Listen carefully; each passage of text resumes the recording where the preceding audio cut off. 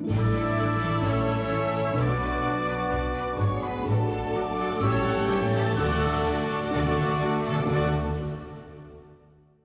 hello everybody and welcome to the latest and one of the latest and last of the Concours virtual roundtable discussions. Well, of course, we're getting to the climax now. We're now going to be talking about the contenders for the best of show. So we've had an exciting few weeks, lots of great classes, lots of great cars. Each of those classes has a winner. Each of those cars is a great one, and we're going to talk through some of the contenders in a minute. But I'm delighted to say I'm joined by a very august panel of experts, and they know a thing or two, so we might try and keep this chat down to a few hours, but you'll see. But let me introduce myself and them before we kick off. My name is Richard Charlesworth, and even if you haven't bumped into me at a classic event, you may have heard me over the PA as the Master of Ceremonies for the Quail and Motorsports Gathering, as a curator and joint presenter of the Concours of Elegance at Hampton Court Palace, or as a co-presenter at the London Concours. I'm also an established concours judge and reasonably well known for my association with Bentley, having worked for the company since 1974, most recently as the Director of Royal and VIP Relations and Head of the Heritage Collection, and as a brand ambassador until I retired in 2017. Now, Simon Taylor was editing the magazine Autosport by the age of 23, and then as managing director of Haymarket magazines, he launched titles like Classic and Sports Car, What Car and F1 Racing, and took over the world's oldest car magazine, Autocar. He also commentated for over 20 years on Formula One for BBC Radio and ITV. He's now editor-at-large of Classic and Sports Car, a concours judge and a successful entrant too, netting trophies at Pebble Beach and Salon Privé. In his garage are a 1950 HWM, which he's raced in the UK, the USA and Australia, a gurney-nutting Derby Bentley Sedanka, which is gorgeous, and an AC Ace. Peter Larson has co-authored a number of books with Ben Erickson on French cars and coach builders, and is now working on Joseph Fagoni, Le Grand Couturier de la Carrosserie Automobile. Peter's worked for many years in the entertainment industry, but now involved in writing and judging in a number of international concours, including the Pebble Beach Concours d'Elegance, where he also serves on the selection committee, as well as Chantilly Arts and Elegance, Richard Mille in France, the 21 Gun Salute Concours d'Elegance in India, Salon Privé in England, and the Concours d'Elegance Suisse in Switzerland. In addition, Peter Larson is a member of ICJAG, the International Chief Judge Advisory Group. Now, always a car lover, in 1997, Massimo Delbo started working for an Italian car magazine and has never stopped since. He considers Isotta Fraschini the most important and forgotten brand in automotive history, and has driven its very first and very last models. He's the Italian contributor for Octane magazine, a freelance classic car writer, a communication consultant for Lamborghini Polo Storico, and an experienced concours judge. In his garage is a small collection of classics, always with the tanks filled up, because for Massimo, cars are meant to be driven. Alain de Cadenet, the legend that is Alain de Cadenet, has been racing new and old cars for over 50 years. He made and raced his own sports prototypes for 10 years and ran his own Formula One team, as well as having the late Graham Hill in the team. He competed in the Le Mans 24 Hours 16 times with the best of third place. He won 2 FIA World Championship endurance races, the Monza 1,000 kilometres and the Silverstone 6 Hours with Desiree Wilson, the only lady to ever win such an event. He's hosted the Louis Vuitton Concours and the Cartier Concours in India for many years. Dave Kinney is a lifelong automobile enthusiast who's been able to blend his passion for all types and ages of cars into his vocation. The owner of US Appraisal, an automotive valuation firm, Dave is an accredited senior appraiser with the American Society of Appraisers. He also writes for the Hagerty Insider and for Octane. He's the publisher of the Hagerty Price Guide, which he founded in 2006 as Cars That Matter. He also serves on the board of the Rolls-Royce Foundation and the Macpherson College Advisory Board, and is an experienced concours judge himself. He's also, we should note, the chief judge of the Concours Virtual, so we all have to be very nice to him on this call. But you're chief judge for the Concours Virtual, so you must be delighted that we have such an astonishing lineup of class winners, all of which aspire to be named the best of show. Yeah, some really fabulous cars. So you know, we've got the cream of the crop, the best of the best here, and you know, you could make an argument for each of these cars winning the best of show in the final round. There's some cars that are historically unmatched. There are cars that have beautiful styling from different eras. There's even a few that you would say are push the envelope when they were made and continue to push the envelope today. So it's going to be a real challenge to figure out which one rises to the absolute top here. I know, and it's been fascinating to watch the judging results come in, and we'll talk about this later, but of course there is the official judging, and we have some hugely experienced judges under your leadership who've been judging those classes, but we've also had the public vote on each of those classes, which in some cases have mirrored the judges' votes and in some cases have differed, but it's been interesting. I mean, Peter Larson, just coming to you, Peter, we've got a real mix of entrants, as Dave said. Now in a normal Concours d'Elegance, elegance is the defining word that we're looking for, but we're looking for a wider range of attributes in terms of our cars here. But there are some particularly elegant contenders in the lineup, aren't there? Well, I would say that there are a number of elegant contenders. I will make no beef about the fact that I love the Figoni and Velasquez Talbot Lago Grand Sport, which I think is an absolutely incredibly tour de force of styling and, shall we say, shape over practicality in every conceivable way. I think that the Duesenberg by Murphy is a lovely car. Murphy is one of the great coach builders, perhaps not so well known in Europe. They later became Bowman and Schwartz, which is maybe more famous for a more flamboyant line. But Murphy was always very restrained and very tasteful. And the Duesenberg boat tail by Murphy, which we have, is an extraordinarily beautiful car, but very different from the Talbot Lago. And it's older. It's an open fendered car from around 1930. So and exquisitely styled to my mind. Yeah, we did have an interesting discussion where we talked about those particular cars in that class. That there was this amazing contrast in some ways, but in other ways, of course, borrowing of ideas from each other when you looked at American styling and European styling. So yes, great examples of both. I think that you see that through the decades that Americans were inspired by the French and the Italians were inspired by the Americans. No designer, no great stylist, no coach builder works in an absolute vacuum. Sure. Now, Anna, as a racer yourself, it's refreshing to see a couple of important race cars in this lineup as well, which you might not always see in a concours. Well, that's absolutely right, Richard. It's a great surprise when you learn that cars that you've almost worshipped for all of your life are now actually going to be judged. We've got the Mille Miglia winning 300 SLR Mercedes here, of course, and we've got out of the Le Mans car group, there were 5 outright Le Mans 24-hour winning cars in that group. And it is car number 23, the 917K, that won the Le Mans 24 Hours first time for Porsche in 1970. That won the class, so here it is with us today. And those Ks were in fact very refined cars. They got them handling properly, they were safe at top speed. But what I love is that when you have raced against these cars, like 917s, it's such fun to see them alive and well and still kicking. And I often say that most of my friends do have 2 legs, but some of them have 4 legs, and some of them have 4 wheels, and maybe only 2 wheels. And every time I see that number 23, it's definitely very special. And I don't see it very often.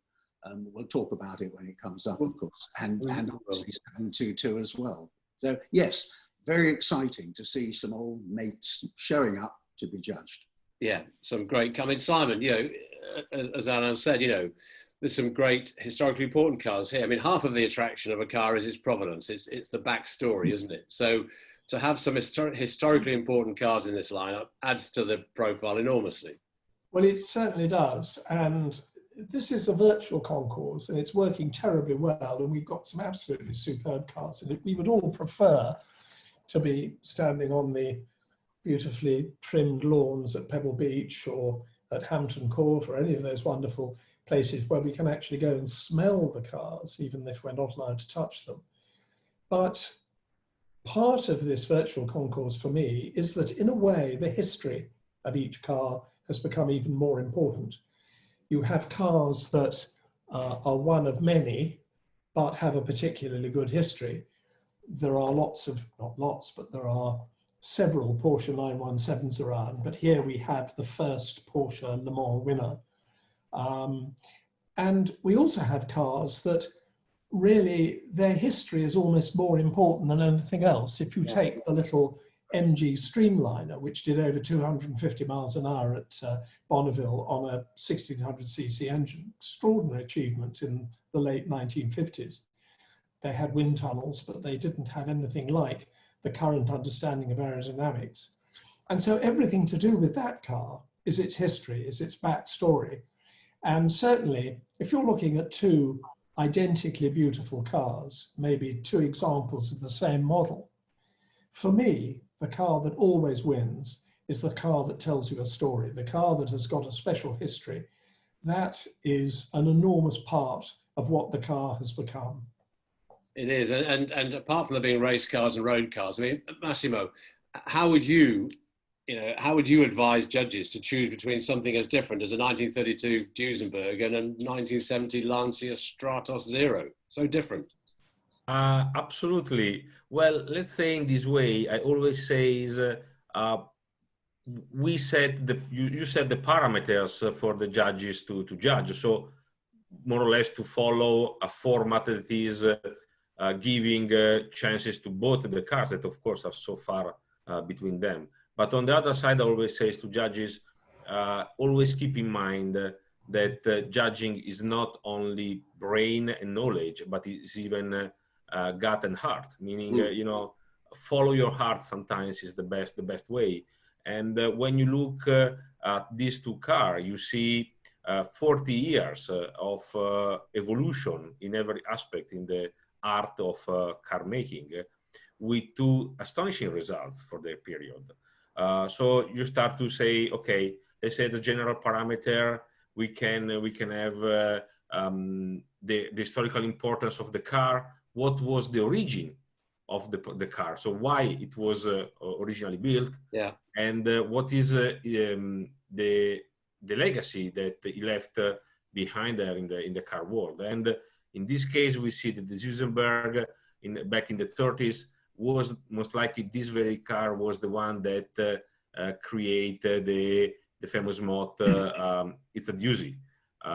Yeah. On the other side, we see that in the Lancia Stratos Zero, we have the car that made Bertone working for Lancia, and that is being the mother of the Stratos that will win everything in the rally world, will reshape the history of rallying.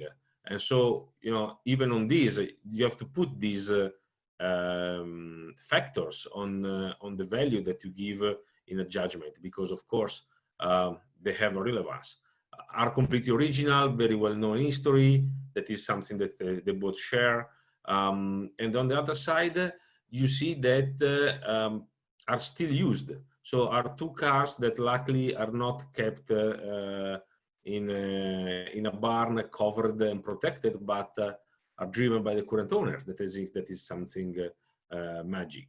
And so you, even with these so different cars, you have parameters that match. And then of course you go checking how the car has been presented to the concourse, how the pictures portraying the cars have been made. Has been made with a cell phone in 5 minutes, or have been taken, you know, the right location, maybe a professional photographer or a good camera, looking for achieving some pictures that really show the inner spirit of the car, and so on. And how well and how deep the history of the car has been researched and studied by the current owner. So those are the factors that you put on the table when you go judging two cars, as these two so different among them. But as I say at the beginning, after all the scientific work, you simply close your eyes and you listen to your heart. And which one pushes your buttons? I mean, Dave, you head judge, you've got to brief, or if you haven't done already, brief the eminent judges who have to pick a winner out of this astonishing lineup. And as I said when we were talking to Peter, you're stressing that elegance is one of the attributes they have to consider, alongside, as Massimo said, historical importance, the ownership history, the impact the car has had on automotive development, and many other factors. So it's quite a challenge you're giving the judges. Yeah, and mostly we have free reign. It is what you want to see as as your first choice, obviously. But we are not specifically a Concours d'Elegance. We are a Concours. That's so that does open it up to more of the sporting cars, and make sure that if the story overrides the elegance in this particular case for the judges, then they're free to judge on that basis. So it's difficult because a lot of the times when you're judging on a Concours field, there's somebody who is concentrating on every little nut and bolt in the engine compartment. You can't do that in a virtual Concours. That's both good and bad. So Peter and I don't know if the hose clamps are correct on this car versus the other car, if that matters to that person. It does give you a little bit more of a free reign, and I think that that will probably has shown in the results and will also continue to show the results.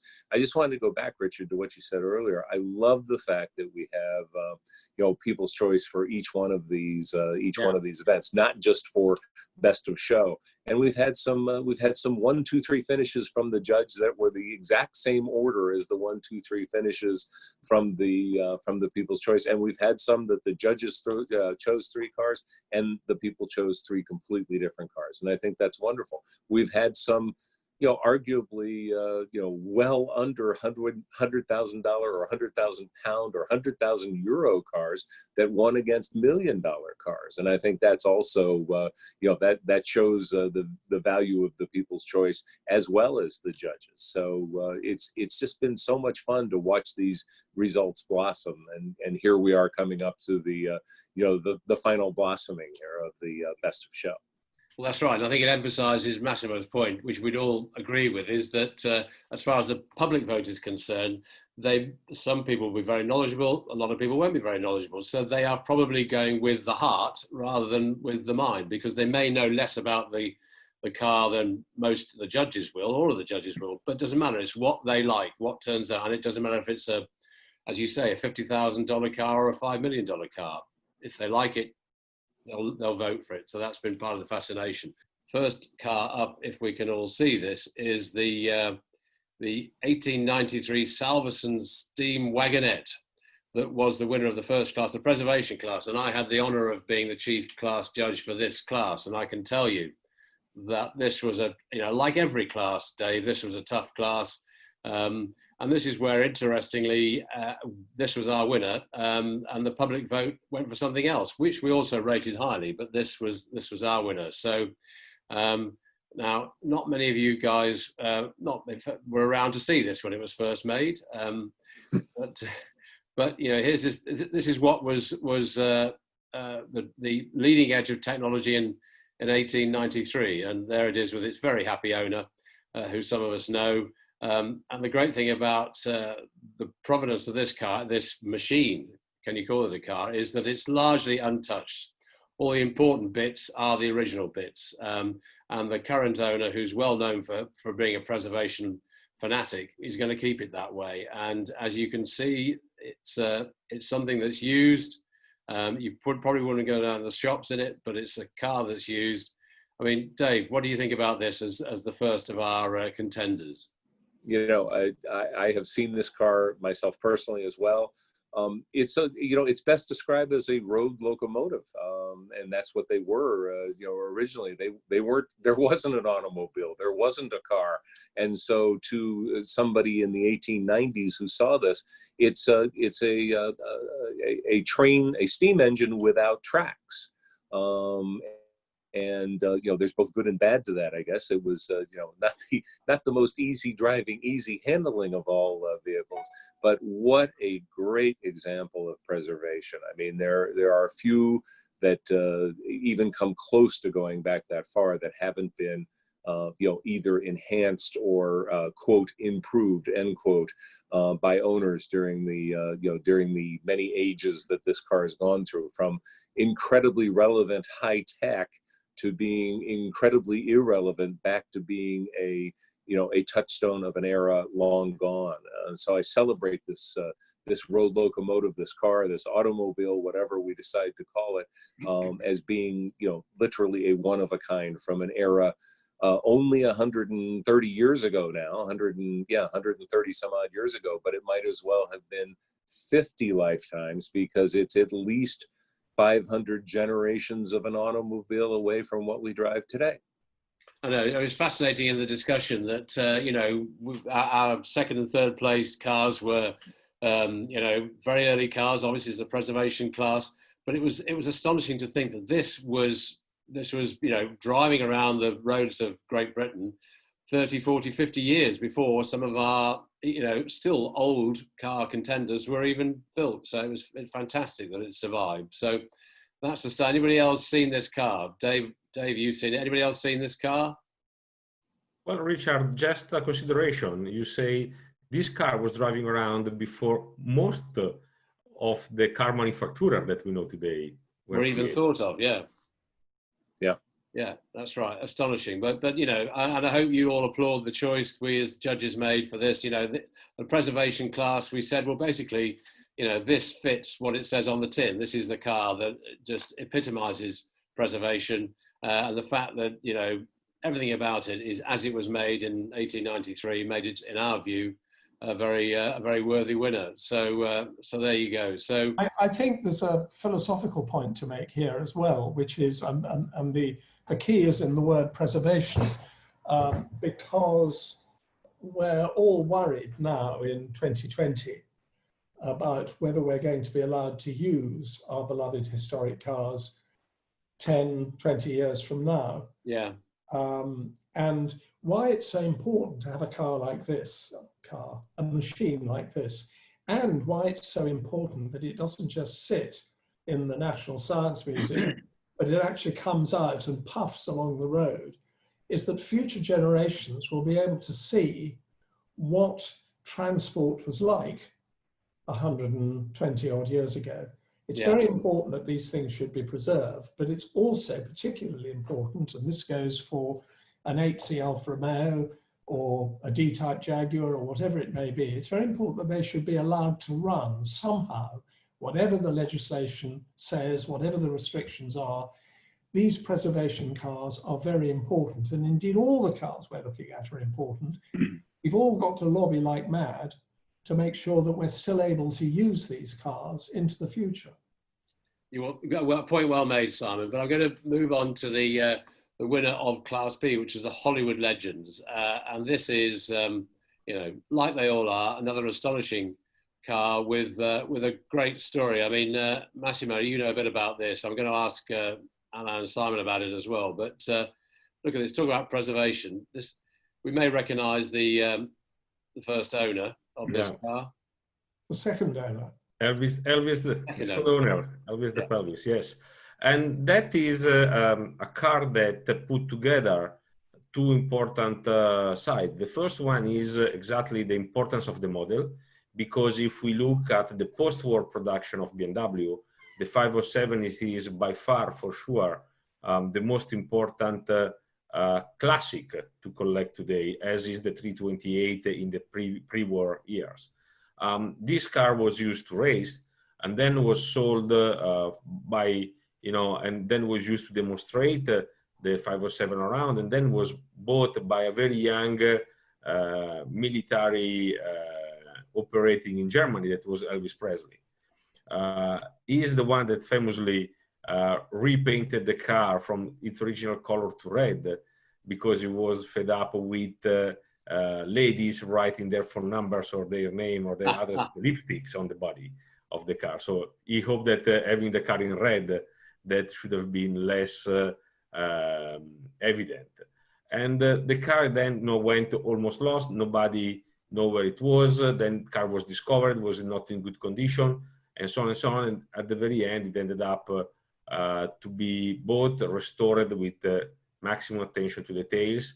Funnily enough, I've been able of looking at the car before and after the restoration. And of course, there was the big debate that was, do we keep the Elvis Presley red or we respray the car back with the original color? And I believe that was correct to keep the car as was originally built in the Munich plant. Yeah.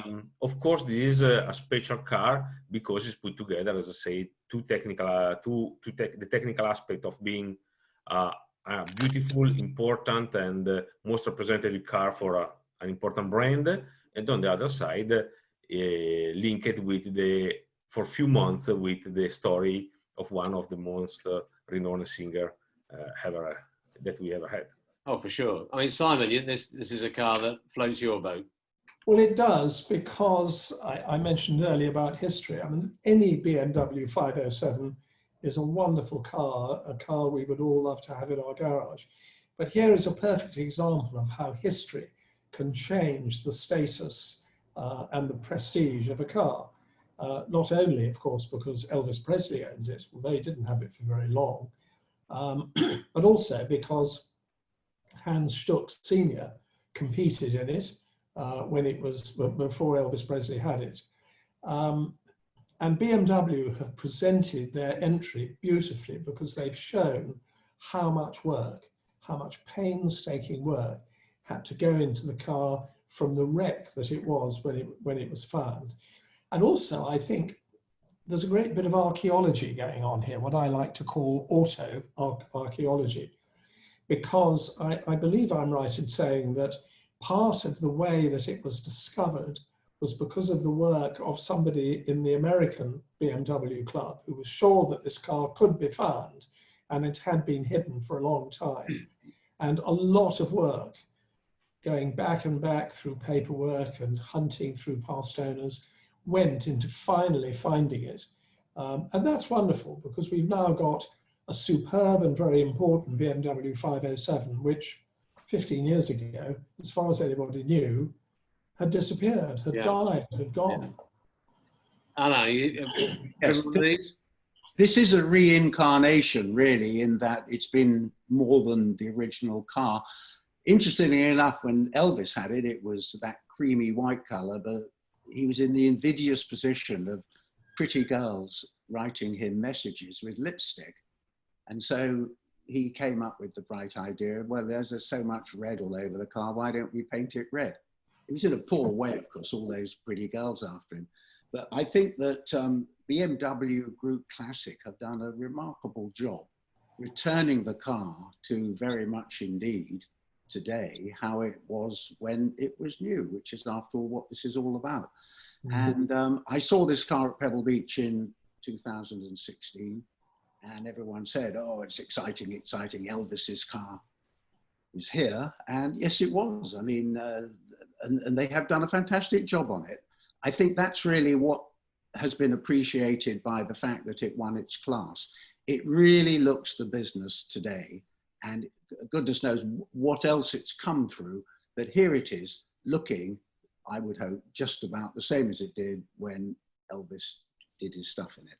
Well, yeah, and I, as you say, I know that it was a tough class to judge, but you know, there were some great cars there that equally could have deserved to win on some counts. But this ticked all the boxes, and I think, as was said earlier, I think BMW have done a fantastic job in restoring this back sensitively to the condition that it's now in.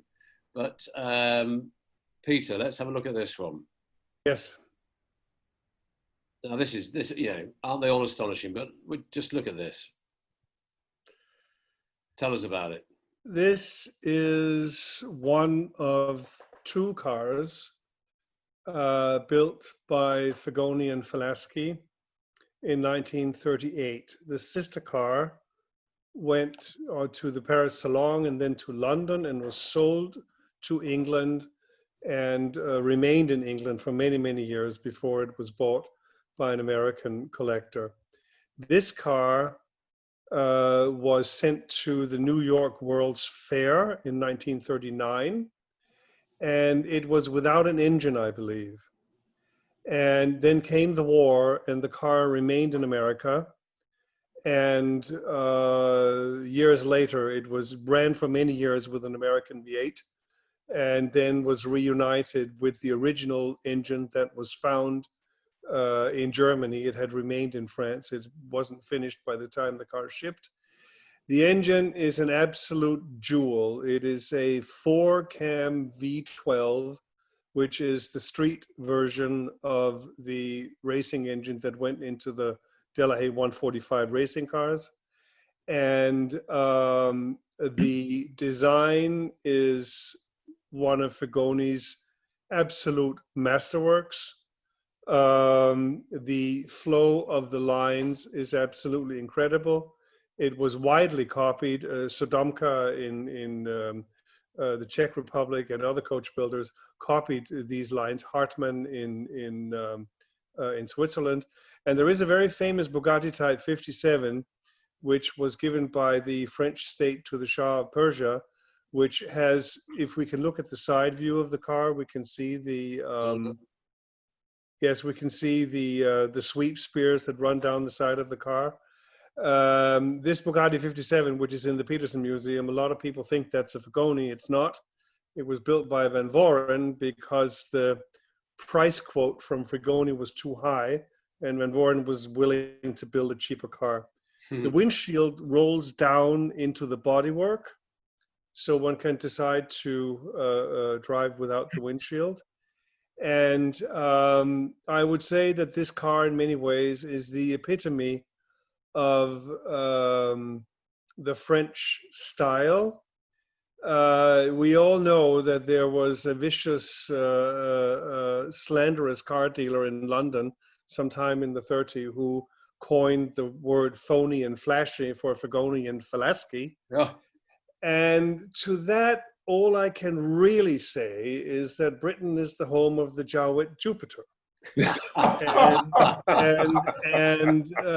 So I think that I will bow out with that remark and just let these absolutely astonishing lines speak for themselves. Well, don't forget, Can I just say that, of course, you're absolutely right. Britain is the home of the Jowett Jupiter, but there have been some pretty curious French cars. I mean, let's think of the Citroën Ami 6, not particularly beautiful. There are one or two other not very beautiful French cars, but this is sensational. I mean, it's if you want to come up with one 1930s extravaganza on four wheels, this has to be it. I think it's simply wonderful. Well, this of course, this was the winner of the Art Deco era class. So, but there is also the added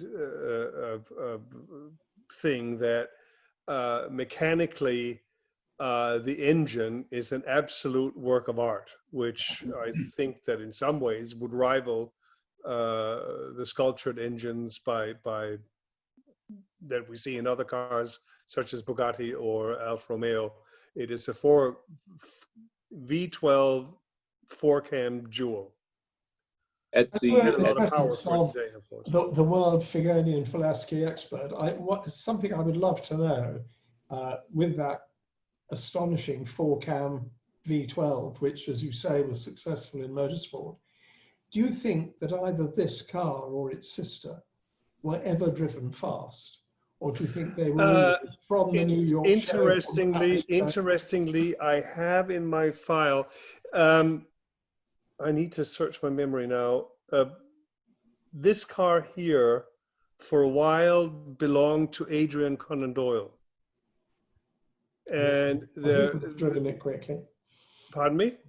He would have driven it quickly. Yes, and I do have a picture in my file of Adrian Conan Doyle racing the car, but my memory forsakes me, I don't remember where he did it. Isn't that the motor that Rennie Dreyfus had in his Delahaye when he beat the Silver Arrows because they ran out of... Yes, absolutely. But that was the racing version. Yes. In the 145. That's Yes. the subject of that new book that's come out called Faster. Yes. And yes, absolutely. But this is the quote unquote detuned street version of that engine. Which would be tough enough to go the distance if it was hotted up a bit, I guess. When's the other one now? The other This one is is the in an Mullen American. collection, isn't it? The other one is in an American collection that wishes to remain anonymous. Oh, okay. The just to put the finest of fine points on it, this wasn't at the Delahaye stand at the 1939 New York World's Fair. This was at the French stand. So at the dawn of World War II, the French sent this car to America to show what was the best of the best in France, the best of design, the best of style. Unfortunately, at the time, it didn't have its motor in it. So this wasn't this wasn't an automobile company advertising their car. This was a country saying, this is what we can do. This is how advanced we are. So I think everyone should celebrate that this was the car chosen over every other car. And there were some other French cars at the 1939, very famous French cars at the 1939 World's Fair. But this was certainly the showstopper among many showstoppers. There is Do we know who restored this car? Pardon me? Do we know who restored this? Was it restored in the States or was it restored here in England? This car was restored quite a few years ago. It has belonged to the Mullen collection, the Mullen Museum, for a good many years. Yes. I do not know who restored it. Well, no, they've done a great job on it, that's for sure. So, it should be noted that this is the original color scheme. The car was dark red with white leather. That is how it was delivered by Fagoni. Well, before we'll move on to pre-war supercars in a second, but just if you're going to drive this, I would suggest you don't do the meter in it because there's a struggle on the hairpins, I think, with that that limited turning circle. But let's go back now. So pre-war supercars, Peter, we'll talk to you again about this. This is in 32 Duesenberg torpedo convertible. Yes, this is the car that I mentioned earlier. It is a lovely Murphy design. I believe it's one of 6 with this boat tail body. Here you can see it has modernized fenders. These were and 17-inch wheels. These were this was a common modification in the later 30s.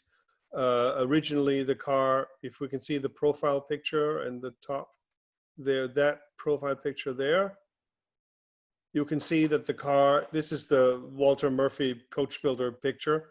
You can see that the car has 18-inch wheels. It has wheel discs, and it has open fenders. The second picture, that was sort of mid-30s. It was popular to do this to Duesenbergs.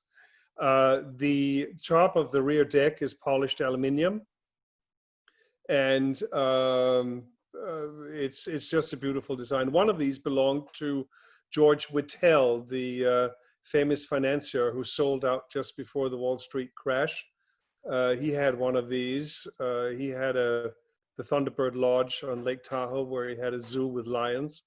And this car, the one he had that was identical to this one, he gave to his mistress because she got problematic, so she got shipped out and got a Duesenberg. So it's a very beautiful piece of Americana, this car. Let's look at it. You can see. You can see, by the way, if you look at the second picture you showed where it had the modified fenders, you can see that in the mid-30s it had received the pipes. This car is a J, and the J did not have pipes from the factory. The pipes signified an SJ, of which only 36 were built. Although owners could go to the factory and buy a set of pipes as an accessory, But again, when you see the earliest picture, the car has hood louvers, and that was how a J was normally fitted out. Usually, they also only had one rear light. This one has two. I don't know why it has that, but usually it only had one.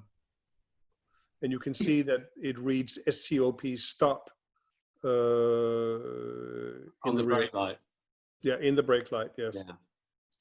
Oh, fantastic. Yeah. Is that a year of manufacture number plate on there? It looks a bit modern to me. No, I believe that's a club number plate that's on there. And those photos, even though they're black and white, they can be a little confusing because the earliest, actually the first photo you took and those photos, that's the actual Auburn Cord Duesenberg museum, factory yes. showroom. Yeah, in now the museum in Auburn, Indiana, which as a side note, if you're ever in Auburn, Indiana, yes. It is as fantastic on the inside, even more so. It is the most incredible Art Deco room maybe in the world. It is worth a trip in itself. Absolutely, and you can see the floor there. That's inside the showroom, and a grand staircase that is, hard to think it could be eclipsed anywhere. The chandeliers and the lamps and the lighting, it's like nothing else. Looks fantastic. Well, that was a pre-war supercar. Now the next 200.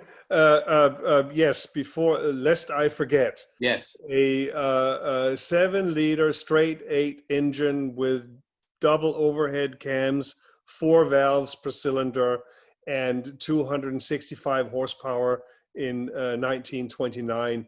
That was absolutely stupendous and unreal. And the Duesenberg is not like a 16-cylinder Cadillac. A 16-cylinder Cadillac is very quiet. Duesenberg is not quiet. It makes noise. Well, we don't mind a bit of noise. Let's go to move on to something slightly more nearer to home. This is post-war Grand Tourers. I think this is the one. Simon, this is a motor car close to our hearts. Well, it absolutely is. Excuse me. I have a theory that how desirable a car is has a lot to do with how few there are around. I mean, that Figonian Falaschi car that we've just looked at, there were only 2. Even if there'd been 22 or 202, it still would have been pretty amazing.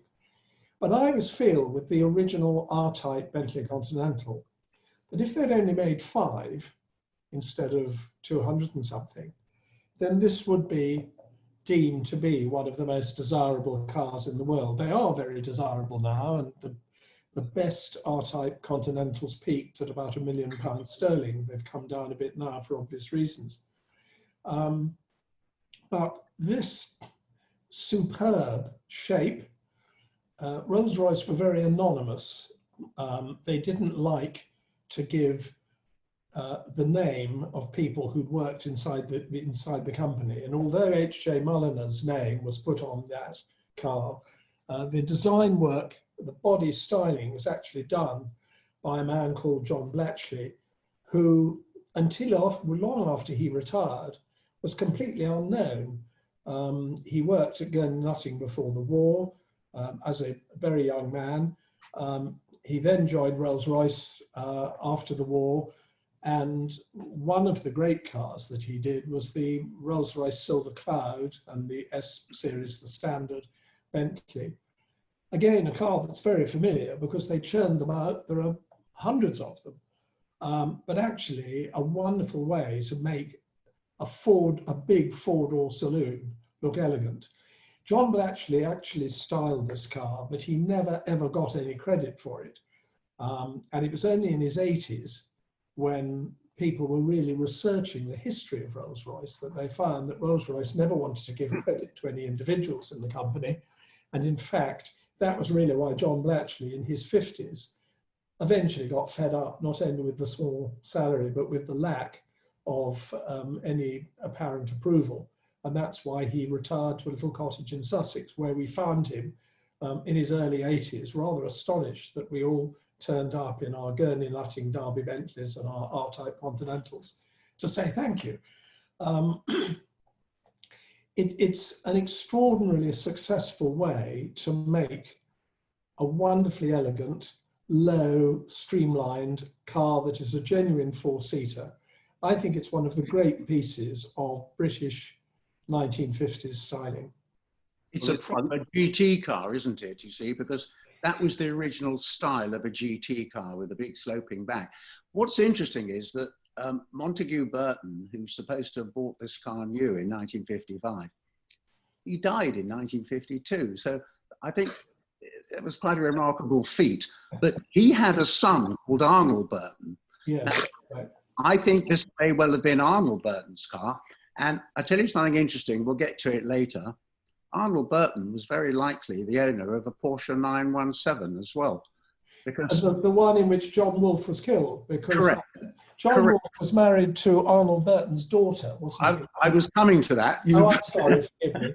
No, that's right. He was married to Arnold Burton's daughter. And what's really interesting about it all is, of course, that because Arnold Burton was very keen on cars, it was very likely he that funded the purchase of the car.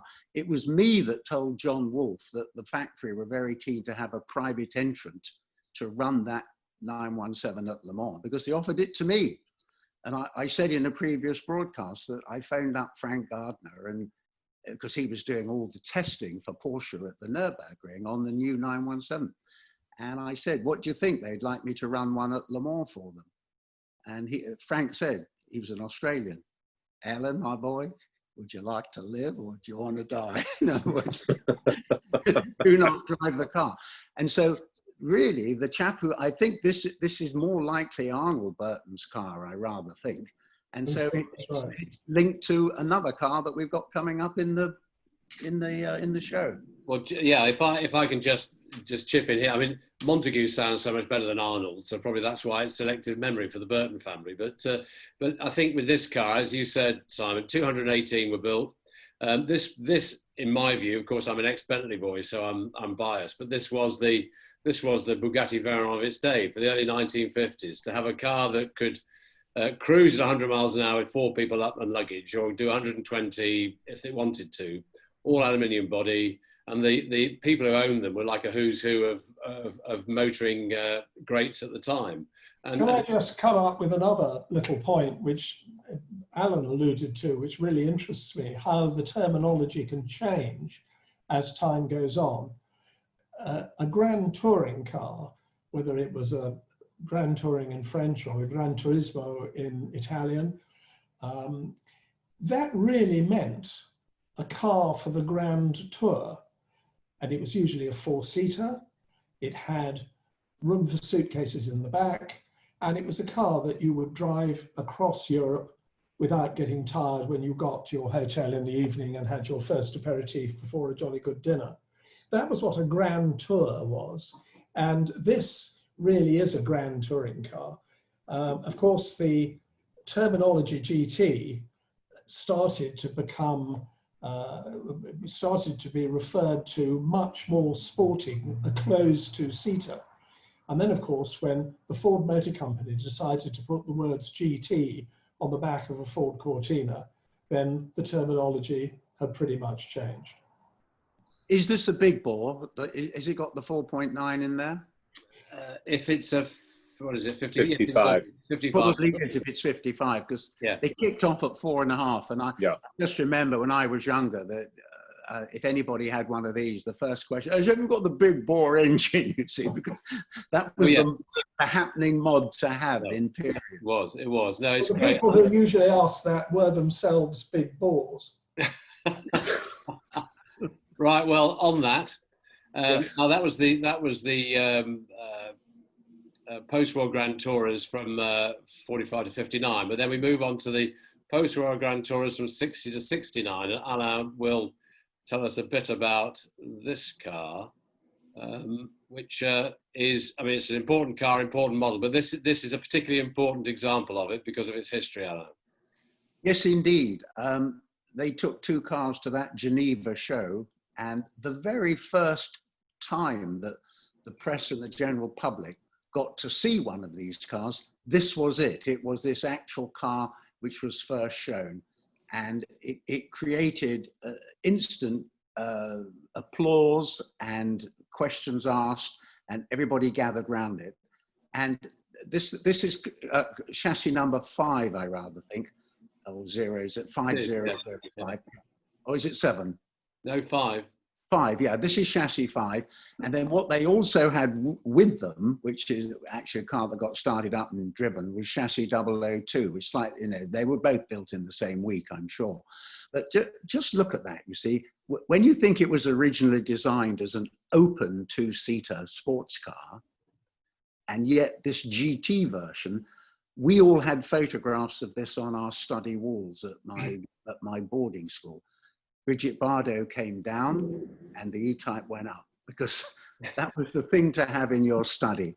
Just look at it. I mean, it is still today one of the most remarkable designs. Was this Sayer who did the aerodynamics, who did the D-Type? Well, it came from drawings that Malcolm Sayer did, but fascinatingly, Bill Lyons, then Sir William Lyons, he always played a very serious part in the styling of all. Obviously the XK120, obviously the Mark 7 and so on. So you have in there the touch of William Lyons. He was very good at details, which wasn't, I mean, Malcolm Sayer was the man who got the aerodynamic envelope right, but the difficulty of incorporating rear lights that fitted in with the law of reflectors and winking indicators and those delicate bumpers, extraordinary achievement. The thing that I love about the Jaguar E-Type is, if you look at what other cars looked like in March 1961, you then realize that this was an absolute creature from outer space. I mean, even if you look at the Jaguar XK150, which was the car that this replaced, by the late 50s, the Jaguar XK150 was starting to look like a bit of a pudding. But this completely turned the page for Jaguar. And yet again, going back on my hobby horse about the rarer the car is, the more appreciated it is. Just imagine if Jaguar had built a handful of these cars, as they did with the D-Type or with the XKSS. An E-Type would be a $12 million car. Yeah. If there were only a handful of these, they would be priceless. But that is exactly what I said when we judged the class. 100,000 quid. Yes. Are you going to become 2 Jags Taylor then? I'm not even one Jag Taylor.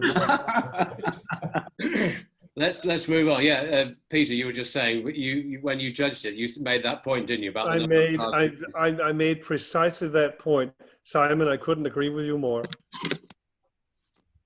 Right. Let's see if we can. Where are we? The 19. Where's the Cadillac. Class F. That's it. So here you go. So moving on. Now this is, you know, talk about Massimo said the documentation that is provided. And the history that's provided is an important part of the story of the car. And this is 1949 Cadillac 62 Club Coupe, which was the winner of the Golden Age of Detroit class, as you say, class F, a deserving winner, of course. Stunning. Anybody want to tell me? Well, it's a car I know personally, but it's that Cadillac engine was, I think, the first overhead valve V8 of its time. I know people like Sidney Allard were pinching them to put into his specials over here in London. But you see, that had it all there. Overhead valve, V8. That's a GT car. Look at it. It's a beautiful. It is a G, and actually, put it beside an R-Type Continental. I mean, they're very different solutions to the same question. Yes. But the R-Type Continental has that fastback. That, I mean, Detroit experts, one of you gentlemen can tell me, but how innovative was that fastback on that the coupe Cadillac? Yeah, absolutely. For a production car, just you know, another one of these showstopper cars. I would say that in some ways, Cadillac gave permission for a number of other auto manufacturers, bigger and or actually not bigger, but specialist manufacturers to go ahead with a design of this sort. And from that standpoint, if you look at this, the purity of it, which got, shall we say, chromed and dollied up during the 1950s. This was the first of the production cars that I can think of that actually had fins, that had that beautiful sloping back, and it was just a styling masterpiece. And if you look at the sedan from the same era, it just doesn't have anywhere near the pizzazz the other cars.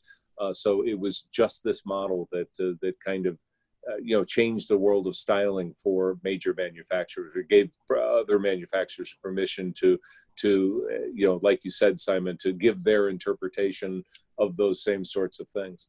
Who was GM's head of styling at that point? Harley Earl. Harley Earl, yeah. But, what I like about it too, but he was at this point already teaching his apprentice, Bill Mitchell, because Bill Mitchell had designed the first Cadillac 62. Dave, am I right, in 39? I believe so, yes. That was Bill Mitchell's first design.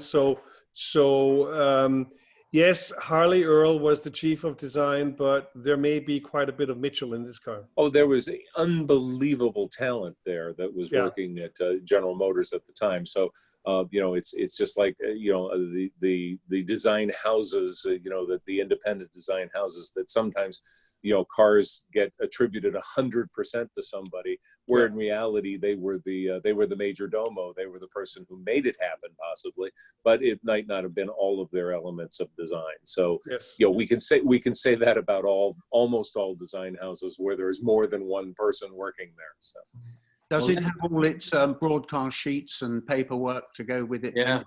Oh yeah, I'm not surprised it went fast then, because that's obviously quite a heavy hitter.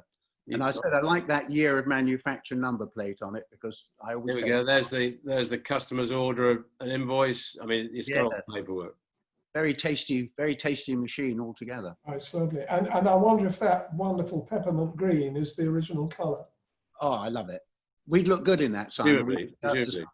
Well, let's in town. Massimo, let's move on to something completely different, which is the Lancia Stratos. This was Class G, concept cars of the 1970s. And this is a complete change of direction. So, Massimo, what about this? We can consider it the Italian interpretation of the term GT, just to fool a little bit Simon with his definition of how the word GT meaning change in time. Of course, this car is, first of all, is one of the most renowned show car ever built. We saw for a couple of decades, at least 3 decades, show cars being presented by every important coach builder or car manufacturer to every car show around the world. And so we have, let's say, some hundreds of them around. Some are completely forgotten, but few enter the public legend. And for sure, the Stratos Zero is one of the leading one in public memories. The important things of this car is not only the shape, that of course was the strong passage from the rounded curve of 1960s to the squared or angled design of the 70s. But, and this is a masterpiece of artist Marcello Gandini. But the reason because this very car was manufactured, because, we had Bertone, Carrozzeria Bertone, that was completely out from Lancia. Lancia was since a long time, since the pre-war years, very linked with Pininfarina. Bertone spot an opportunity on the fact that Lancia was rallying and they were using the Lancia Fulvia, but more and more the car was losing appeal for the racers and competitiveness, because Porsche was introducing the 911, Mini with the Cooper S was there, and became more and more aggressive. So Lancia had to create something new, and Bertone spotted this opportunity. So he went to a scrapyard. He bought a crash Lancia Fulvia 1.6 HF, and practically on this same chassis, create what had to look what was supposed to look as a racing car, just to show to Lancia management that it could have been able of designing the new racing car that we're thinking of. And when, of course, the car was shown in Turin in 1970, it immediately became the symbol of the show, and everybody went on talking about it. And of course, Lancia management noticed this message from Bertone and invited him to go visiting them in the Lancia headquarters downtown Turin to discuss some idea for the future.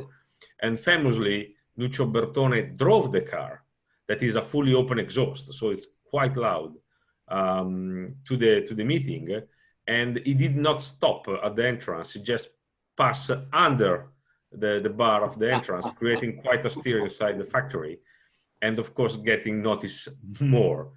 And this car at the very end fully achieved is the results that it was hoped it would have achieved, because Lancia assigned to Bertone the design of the new rally car.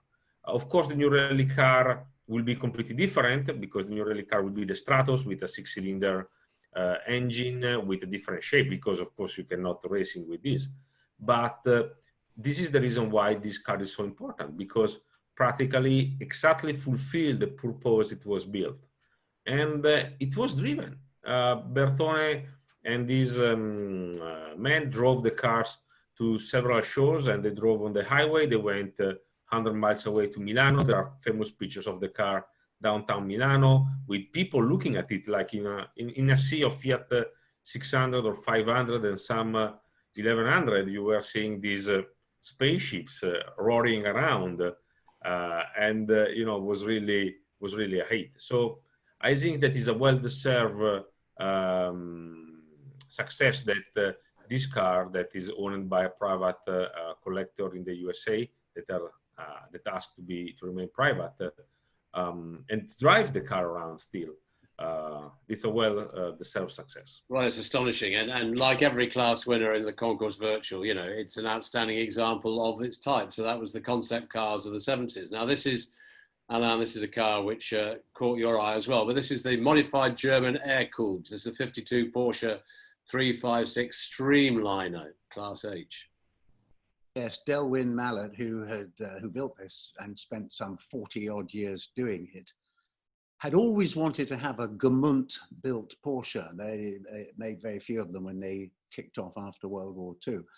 And this is his version of a similar-looking car that Dr. Porsche put in for the 1951 Le Mans race, and he won his class.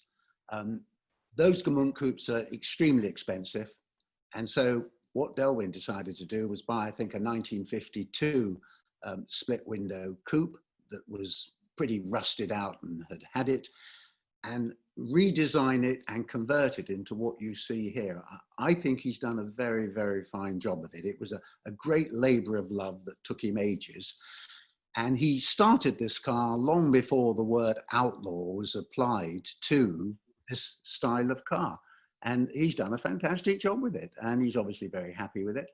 It's got a Judson supercharger on it, which helps its 1300cc motor develop enough grunt to push it along. And look at it. I mean, Dr. Ferry Porsche could have had a hand in that design. Erwin Kameda, I think, was the name of the original designer of these cars. So he did a really lovely job, and I'm very glad that it won its class. I think it's well deserved. Oh, absolutely, yeah. No, fantastic. And simplicity. But as you say, you can see that a lot of work gone into that to make it so correct. But it's quite different to the next one. So Massimo, I'm going to come back to you, because this was the poster cars of the 60s, 70s and 80s. This was the 73 Lamborghini Countach LP 400, which, I think, Alain, this is a poster car as well. Yeah, this is probably another masterpiece of Marcello Gandini that I think that between 66, when he created the Miura, to the middle of the 70s, he was for sure the most revered car stylist because of the amazing shape that he was able of creating. But when you look at the Countach, try to imagine when it came out in when it was first shown with the first prototype, the LP500 in 1971. You know, the world never seen before something like this, never seen before, but for the Alfa Romeo Carabo prototype, the scissors opening doors. You know, this car was absolutely revolutionary by many aspects. And Countach then will develop in the successful production car that we all know, that lasted for a very long time because it was officially introduced on the market in 1973, and it stayed on the market until 1990. So you really have a very long lifespan, and with the added benefit that is for sure the car that saved Lamborghini company during the hard time of the 70s and the 80s. This car is not the most symbolic as a poster car, because on the posters were used some later version, so with more wider wheel arches and usually with the wings on the rear. But this is the eldest Lamborghini Countach, because the first prototype, the 71 LP500, was looking similar, but was a very completely different car, and that is lost. So this is the very first one that was shown as a Countach. It was in two shows with two different colors. So the first time was shown in red, and then the second time was shown in green. That is the same medium green that you see here. And that is what established the success of the Countach as a car that would have been. It's a prototype, so it has still now some small details that are quite different from what will be the series production cars. For example, if you can see in the picture, in some pictures, you have different decoration on the rear light. You have a different path for the interiors. You have small details that are different, but this is the concept, and it's absolutely amazing that still today the car is around, even because in 1974, the car was sold to a private owner.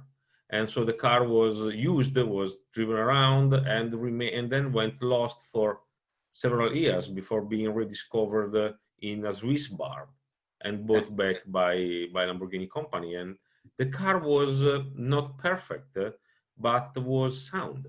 So Lamborghini Polo Storico was able of saving a lot of the original cars and discovering several hidden details that proved more and more that this was the original prototype cars. Well, it's back to what I was saying earlier. You know, the story is vital in these things because it's part of the provenance of it. I mean, let's move on to something. Isn't it always the case that the original version of a car is always the purest to look at? And the Lamborghini Countach looked absolutely wonderful then, and kind of deteriorated as it got bigger wheels and wings on the back and all the gizmos, which were fashionable at the time. But it's so wonderful to see the original. It's rather like the Jaguar XK120 was the purest XK. The 140 wasn't quite as nice, and the XK150 was even worse. Same thing happened to so many cars that when they're introduced, they're how the stylist really wanted them, and then all sorts of other pressures cause them to get worse. Well, I think it's a victim of commerce, Simon, isn't it? You've got to keep changing things, otherwise people won't buy them. So I guess that's often where the original purist design of whatever it is, it has to be compromised to keep people's interest and the buyers coming back year after year. Yeah, but as Simon says, you know, you have to consider that the Countach has been around for 20 years. And, you know, even if you look at 20 years from the 70s to the 90s, you know, you really have a huge passage in style on everything, you know. Look at the fashion. If you immediately spot if a picture was taken in 1971 or 1973 or in 1990, from the style of the clothes that they're wearing, the haircut, and that's happened even with the colors. You know, we see that the colors in the 70s were usually very bright, very happy, and then slowly they became more classic and ended up with black and silver and white. So it's absolutely true with the Countach that every generation of it had an important impact on the fashion of the period, or was heavily impacted by the fashion of the period. And for sure, the first series is the most. We're going to move on to something quite different now. Simon, this is something that you admire greatly. Well, yes. I mean, Alan, I'm sure will agree with me. Here is a piece of purity, if you like. I mean, Formula One cars are designed to win races, and they don't have to look nice. They just have to be as quick as they can. But this period of Formula One cars, the period of the latest 25, the period of this beautiful little BRM with its little V8 4-cam engine, it was a wonderful period. A lot of the pundits say that the cars were too slow, their engines were too small, and that it wasn't a great era. I don't really agree with that, because this was an era which rewarded the sort of driving that Jim Clark for Lotus was able to turn in. You didn't have a lot of horsepower, so you had to drive the car with an exactness, with a purity, and this is a perfect example of that. Once again, we can look at history. This particular BRM won endlessly for Graham Hill. It's often very difficult with Formula One cars because chassis numbers get changed, cars get crashed, rebuilt with the same chassis number, sometimes with a different chassis number. But this car's history is absolutely extraordinary. And as I say, Formula One cars, most racing cars, aren't designed to look beautiful. This car, almost without meaning to, looks to me to be absolutely beautiful. Yeah, you're absolutely dead right, Simon. It's a very special little car, mainly because, yes, it did help Graham Hill win his world championship. This is the first chassis that they built of this 578 style of car. That little V8 in the back there, BRM had started using climaxes. They didn't produce enough grunt. They built their own V8 engine, 193 odd horsepower at 10,000 or just over 10,000 revs. But you hit the nail on the head. You had to concentrate like crazy to make sure that you had your rev counter needle in the power band. They had a 6-speed gearbox in these. At least the one I drove had a 6-speed gearbox. And Graham won the German Grand Prix at the Ring, and he went off and won the Italian Grand Prix at Monza and clocked up enough points to win his first world championship in 1962. And this car was known as Old Faithful because it went on to race the next year and the year after, and then they sold it. And so it's done an enormous racing mileage. Whether it's ever had a big shunt or not, I can't tell you, but it looks absolutely lovely. And it's the epitome of that rather fine era when the Graham Hills and the Jim Clarks of this world showed you what they could do in the right car, on the right track, on the right day. And it's a very worthy winner of its class. And here it is in the final. So yeah, this was the Class J, 70 years of Formula One, as you say, the 62 BRM P578 Grand Prix car. It's in a very important collection. It's in a collection that will make sure that it remains true to its original design. And there you go. There's your V8. Look at that, 1.5 litres there, you see. I mean, that's what, 90 cubic inches, just under 200 horsepower. You've got to rev the nuts off it the whole way around the track. Keep your right foot buried on the right pedal and try not to put it on the pedal in the middle, and you do well. And of course, it was wonderful for BRM, who'd had such a terrible time, had been laughed at and sneered at with their first efforts with the V16 BRM, which never really worked. They did produce a slightly agricultural car, which did win races in the P25. But this was really when BRM became, it was the zenith, actually, of BRM's time as a racing car manufacturer. And it's just a beautiful, elegant little jewel. It is. It's a wonderful car. We're jolly lucky to have it, I think, in the show. And yeah. I'm really pleased that its owner is so proud of it and obviously looks after it well. And it comes, just to hear that engine, 10,000, over 10,000 revs is pushing it a bit, but on the other, I mean, today, But fantastic, like a huge swarm of bees going around Silverstone. Well, let's look at something else. I think this is the one, Class K. Yes, Group A homologation road cars. This is the 85 Audi Quattro Sport. So not many pictures on this, but a very important milestone car. You know, I would say that for Audi, you have a before the Quattro and after the Quattro. You know, the Quattro is the car that the hand of racer as Nicolas Stig-Blomqvist, Walter Röhrl established, you know, Michel Mouton, it established the brand Audi in the world, you know. And if you look what were the normal Audi before the Ur Quattro, so the first Quattro came on the market and then was developed with the Sport to have a shorter wheelbase car to use as evolution for the Group B racing cars. You really have the passage of a manufacturer from being a normal like an executive car maker, wasn't it? Exactly. Just really few years, and you know, when the first Quattro came out on the market, from day one, it was the car to have in the parking lot at the slope in St. Moritz or in the most exclusive place in the world. And he was the one bringing the four-wheel drive outside from the off-road world.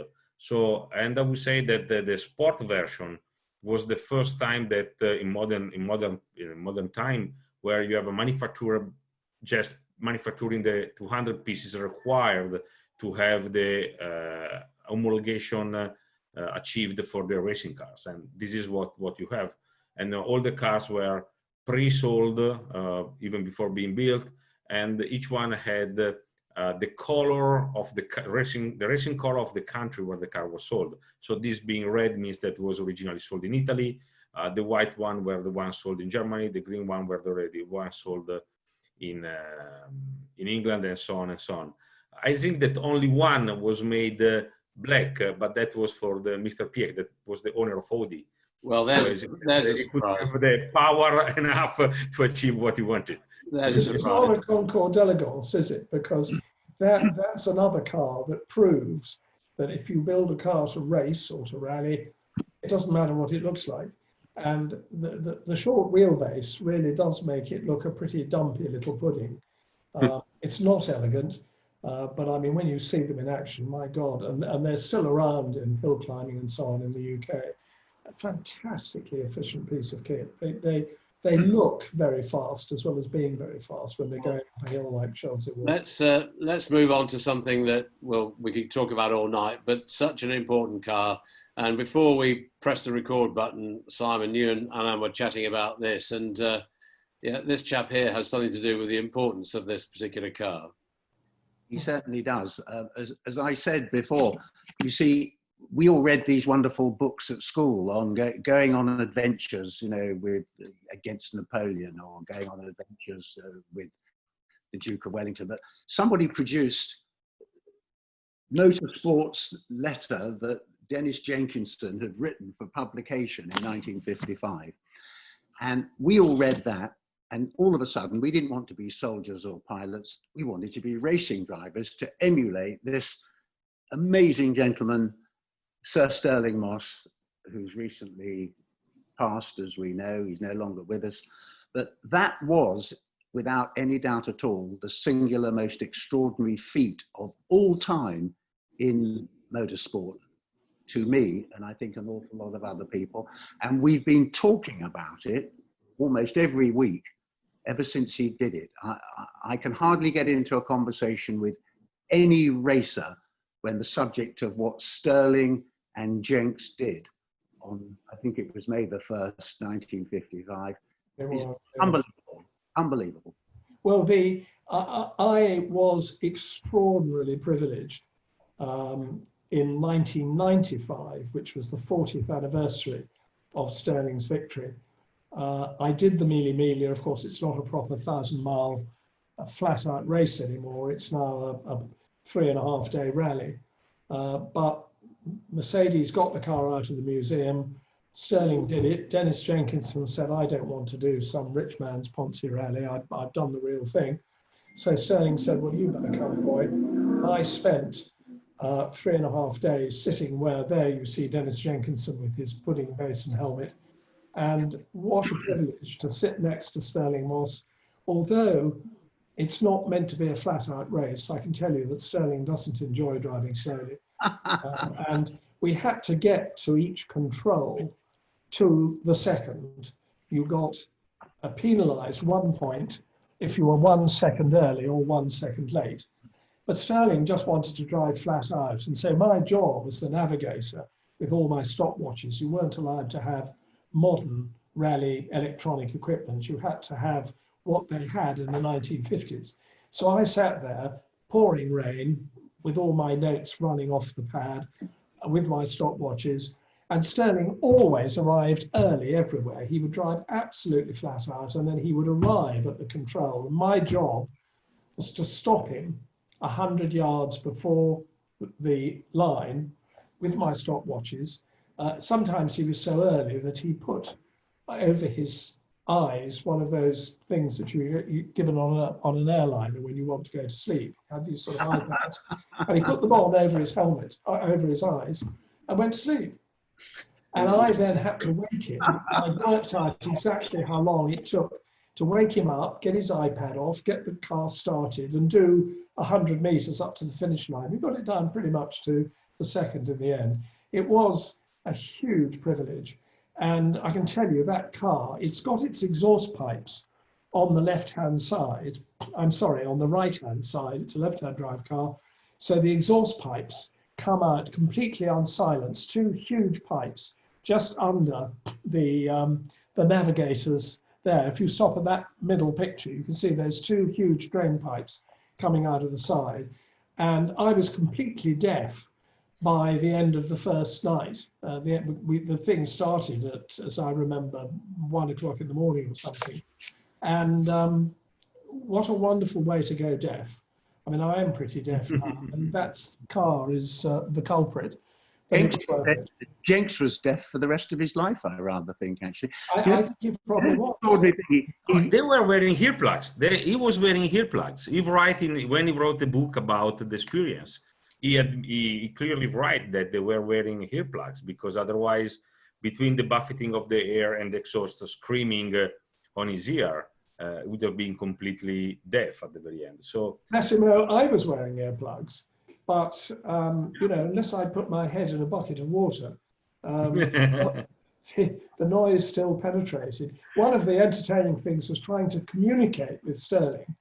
And of course, what Jenks did, which was a tremendous ingredient in how they won the race, Jenks, as is well known, developed this enormous roll of paper on which, because they did 2 recces of the entire 1,000 miles, and Jenks wrote down every corner, every level crossing, every hump, because Sterling said, when we're going over a hump, and the car was doing 180 miles an hour flat out, he said, when we go over a hump, I want to know, over that hump, is it straight? Or over that hump, is there suddenly a sharp corner?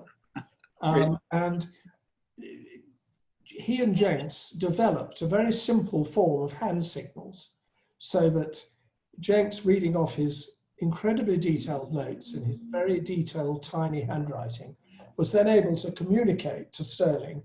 And Sterling had complete trust in him. If you're doing 185 miles an hour on a narrow public road with spectators dense each side, and you're going over the brow of a hill, you're getting all 4 wheels off the ground, and if Jenks is saying that, which means it's flat, keep your foot down, you've got to trust him. Yes. You've got to make sure that he hasn't got muddled about where he is on the roll of paper. And Sterling said that he was my eyes and ears. I won that race just over 10 hours to do 1,000 miles on public roads, and that includes mountain passes, it includes narrow city streets. Absolute miracle to average almost 100 miles an hour for 10 hours. And he said, Jenks was my eyes and my ears. I trusted him completely. So all I had to do was to get on with the driving. They were an extraordinary team. When it was over, you know, the most extraordinary thing too, that they didn't sort of have a massive celebration. Sterling jumped into his road-going Mercedes that he had, his street car, and drove up to Stuttgart, I think, back to the factory. Well, there is a story behind that, Alan, which I'm sure you know. Gentlemen, excuse me. I don't want to spoil the fun, but I am going to have to leave this soon. Okay, well, guys, you let's just see what we've still got to do. We've got that was the tribute to Sterling Moss.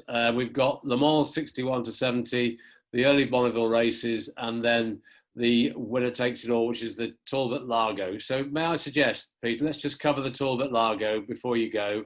All right. And then we can. Fine. So sorry, guys. Let's just have a look at this astonishing Talbot Largo T26 Grand Sport Fastback Coupe. And let Peter just tell us about this. Then Peter will bid you thank you and goodbye once you've had a look at it. All right. Well, in the late 50s, there was a man in Los Angeles called Lindley Locke, who was a laboratory technician, and he scoured the Los Angeles used car ads, and he amassed about 5 or 6 Talbot Lagos that he bought for about $800 each. This car was bought for $800 with $100 down and 7 installments of $100 each written on the back of an envelope. The car was then makeshiftedly restored the way one did in the late 50s. The mechanic took it for a ride, hit a telephone pole, and the car ended up in a garage, and this was in 1958 or 9, and it didn't leave the garage until I was there when it was pulled out in 2009. And since then, it has been given an absolutely forensic restoration. Original livery, the leather has been matched, the color has been matched. They even went to the point of taking out all the original screws and cleaning them and putting them back in. So it is a car that is extremely correct. It is an amazing design. It is the only surviving post-war iteration of the Figoni teardrop, which is so very famous on the pre-war T150 CSS chassis. And the first owner was a Mr. Fayol, and he owned a zipper factory. And as you can see, it has a zipper on the hood. And it is probably the only car in the world that has a zipper on the hood. Another amazing piece of design. If we can take the picture here on the left, no, well, that has a Cyclops headlight. On the left, where we see the rear of the car. Hang on, let's have a look. Sorry, this one. Yes, that one. It's very interesting that you can see that the rear fender is pulled all the way up into the roof. It's an unbroken line from above the side window and all the way down to the scallop and around the car. So all the way down there, and that's an unbroken line. And that, I think, was very audacious of Figoni to do. This is a one-off car, and I think that it is unique and special in every respect.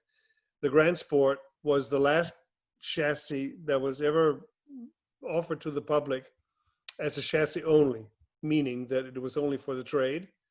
And in 3 years, they built 32 and 28 exist, which is a very high survival rate. It has a very powerful inline 6-cylinder, 4.5-liter engine. It has camshafts high in the block. It's an arrangement like a Riley with cross push rods. And it puts out 200 horsepower, so the car is no slouch. And this, as you know, Peter, this was a class full of concourse winners. So winner takes it all, as the title says. Yeah. Each one of these cars had won a major concourse somewhere in the world. It was entered by the owner. He was a first timer at Pebble Beach. It was runner-up for Best of Show, and since then it's won the Chantilly Concours, and it has won Salon Privé last year.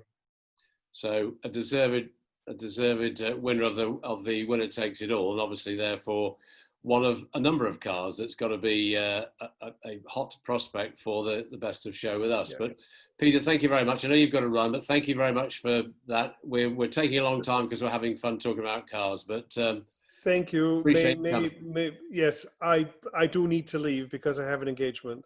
Don't worry, you carry on. Thanks for your input, Peter. We'll talk soon. Thanks for telling us, Peter. That's a very interesting description you've given us. So, by the way, that picture there, that mimics a picture that was printed in Réalité in 1949, which was a French weekly magazine. And there was a model showing the car in a cape just like this with the same coloration. Wow. Because there was a color picture reproduced in that magazine. So that picture shows what you've just told us, Peter, about the rear wing going all the way up to the roof. Yes, you can see the line here. It starts up here and it goes all the way around here and all the way down there. It's quite audacious, I should say. And how did they make it? I mean, you're talking about some serious craftsmanship. Well, I mean, the car is, of course, to all intents and purposes, a pre-war car. Yes. The chassis layout is basically pre-war. The car is the direct descendant of the T150 CSS, but with more power. And the wheelbase is identical to the pre-war racing cars. And it has a 120-liter tank. It gets about 7 miles to the gallon. So but I always say it's not a question of how much gasoline you burn, it's how you burn it. Absolutely. Very good. Yes. Peter, thank you very much indeed. Good of you too. Thank you, everybody. And yes, thank you. I have to go. Thank you. Okay. Bye-bye. See you later. Bye-bye. Now we're going to go, sorry to cut you guys short with the 300 SLR, but let's go and have a look at this. We're going back to the 300 SLR then? Well, let's finish off, Alan, and then we'll come back because we've got two more cars to do. To speak about it, that's all. So, I mean, have you got more film in the camera? Oh, we've got more film in the camera. Right, we'll do that. Come on, let's go back. This is it's a lot of fun talking about this. So let's go back to this. Just to remind everybody, this was Class L, a tribute to Sir Sterling Moss, the 1955 Mercedes 300 SLR. You're going to tell us the Fangio story, Simon. Are you going to? Well, yes. I'm at the risk of kind of outstaying my welcome. Never. You're absolutely right that when they had this extraordinary 10 hours in the cockpit of that car, they then got back to Brescia. It started, so the Mille Miglia, of course, started and finished in Brescia. And they both went and had a bath.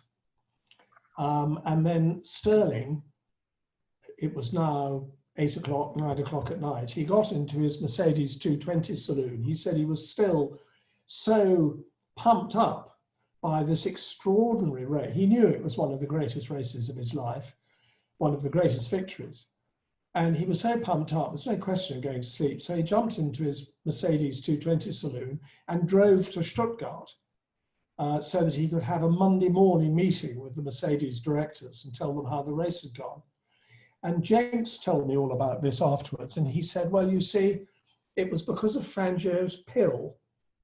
Now, what happened was that Fangio, who of course was also in the Mercedes team, and he finished second in the Mille Miglia, half an hour behind Sterling, he had been given by some curious sort of woman in a back street in Buenos Aires a pill, which this lady said would make him drive faster. He actually had 3 of these pills. So he took one himself and he gave the other 2 to Sterling and Jenks, and Sterling took his. Jenks was a bit worried about this and didn't take his.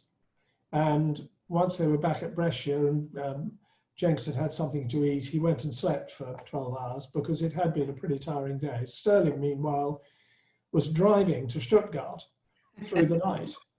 And obviously there was something pretty potent in this pill. So Jenks said that when he got back to England, he asked a doctor friend of his to analyze what was in the pill. And the doctor came back to him and said, I can't analyze it. I don't know what this stuff is.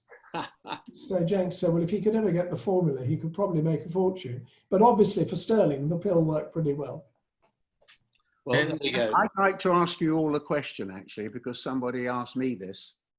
Do you think we might be looking at the world's most valuable car? Because if I owned all 36 GTOs, if I did, I'd swap all of them for that. To me, that is the most desirable four-wheel thing that's ever, touched the earth. Just for that one darn red. Look at it. Oh, there's another version of this car with 722 on it, which Mercedes built. And they do send that car to sort of certain shows. You can't tell the difference. If anything horrible happened to it, or it got lost, or up in somebody's cellar, it wouldn't be so bad, because this is the real deal. You see, this is the real one. But if we're talking, though, about the 300 SLR, and if we're paying tribute to Sterling, so charismatic was that win in the Mille Miglia that people forget that Sterling drove a 300 SLR. I mean, they had I think they built about 5. yes. And Sterling raced the 300 SLR in all the sports car classics through the 1955 season.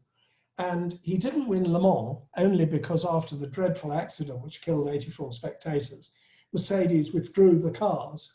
Yes. Otherwise, he's sharing with Fangio, he was well ahead of Mike Hawthorne's D-Type. He would have certainly won the race. But he did win the Targa Florio, which was in its way just as grueling a race as the Mille Miglia.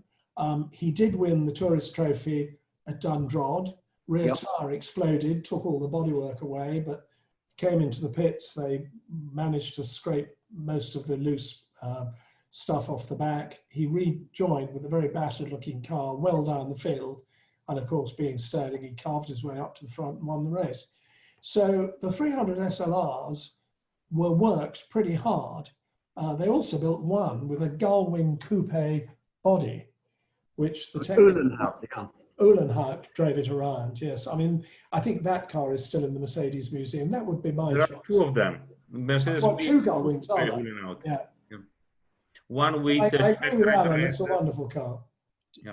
Well, 2 Uhlenhaut coupes. I didn't know that. They built 2. Yeah, there are 2 Uhlenhaut coupes. One with the, say, red interior, one with green interiors. Excuse me, blue interiors. And the all belongs to Mercedes-Benz Museum. One was let's say, the company car of Rudolf Uhlenhaut, and the other one was used by the drivers to get practice on how to drive the racing car. In fact, when Peter Collins drove for Mercedes, he tested with the Coupe Uhlenhaut, and once was driven even up to Sweden for the Grand Prix of Sweden. There are, in my opinion, another couple of points that we should add to the car that everybody knows as 722, because as Richard and Simon already said, the cars were raced during the 55 season, but it's even true that among all the chassis and among all the cars built of the 300 SLR series, chassis number 4 that everybody knows as car 722 is the most successful, because when Stirling Moss won the Mille Miglia, it was driving chassis number 4. When he won the Targa Florio with Peter Collins, he was in car number 4. So he got the same car got second and other events. So among the 300 SLR, chassis number 4 is the most successful, and this is already something that is quite special indeed. And I have to admit that if Stirling would have won Le Mans, he was not driving chassis number 4 that day. So would have been, another car could cope with this. The truth is that among the 300 SLR, this is by far the most successful. Alain before say you cannot spot the Mercedes 300 SLR that Mercedes used with number 722 during the events. If you look at very closely, you can spot it, because the car that Mercedes is using is what would have been the 300 SLR for season 1956. So it has, I think, 3 centimeters shorter wheelbase, and it's having a rear suspension with the Didion system. Ah. So it's a little bit easier to drive and a little bit shorter as a wheelbase. So it's a little bit easier to bring it into the corner. But once I spoke with Jochen Mass, that spent a long time behind the wheels of both the cars. And he told me that at the very end, the chassis number 4 has a grace and a smoothness that the 56 version doesn't have. So it's quite One of the extraordinary things about the layout of the car, of course, is that it has a straight 8 engine, which is lying almost on its side across the car. I mean, the engine is, of course, fore and aft, but that means that the crankshaft is well over to the left of the car, and the propeller shaft goes underneath the driver's seat. So the driver sits with his legs very wide apart. His legs are splayed out with the accelerator and the brake on one side of the bell housing and the clutch on the other. And it was extraordinary sitting next to Sterling, seeing him with his legs stretched wide apart. He said, once you've driven it for a little while, you got used to it. But you can see there in that picture, that broad section there goes into the bell housing, and the driver has his left leg on one side of it and his right leg on the other. Good Lord. I would love to add another two points to this car, because I do believe, at least for me, they have a certain valence. The first one is completely in the journey of Sterling from back from the Mille Miglia to home in London, because with the same 220 that he drove from Brescia to Stuttgart, and he had the party with the mechanics and the engineer and the board members in Stuttgart, he then drove the very same day back to London, and where he arrived late afternoon, and he told me, I took a shower and yes, finally went to sleep. Yeah. And that was a sort of declaration of the power of the deal that Fangio provided. And the second fact is that one of the most magic moments I have in my life is linked with the car number 4 722 of 300 SLR. The first one happened in 2007. I was in Brooklands for the centennial of the Brooklands racetrack. And as you know, Mercedes just opened the Mercedes-Benz World back then, that is in the premise. And they had Sterling and car number 4 in display. And Sterling did some parade lap with more modern car. At this point, we were, let's say, on the sunset. Racetrack was very silent. And as you know, a racetrack silent is already creating a strange atmosphere. It was a beautiful light. And so Sterling was there. There was Lady Susie too. And he asked the mechanics to start the car. So he simply had Lady Susie into the car. He took the car and they went for a couple of laps on the racetrack alone. There were just them, the silent racetrack, the sunset. And, you know, I was watching them driving around. I was on the side of the track. There was the big screen following them. And I think that was absolutely magic, like a real gentleman finishing a race and inviting the girlfriends to join him for an aperitif. And that was the car they were driving. And I would say that absolutely that was magic on wheels, I would say. And they will never forget that very moment. Fantastic. Fantastic. Well, nice. I'm going to attempt answering Alan's question about the value of this car. The question is, you know, find a car more valuable. We have answered that question by our discussion. We've probably spent half again as much time talking about this single car as we have about all these other fabulous entrants. And so, you know, the answer to the question is this the most valuable automobile that is on the face of the planet? My answer would be find another. Yes. Well said, Dave. Number 4.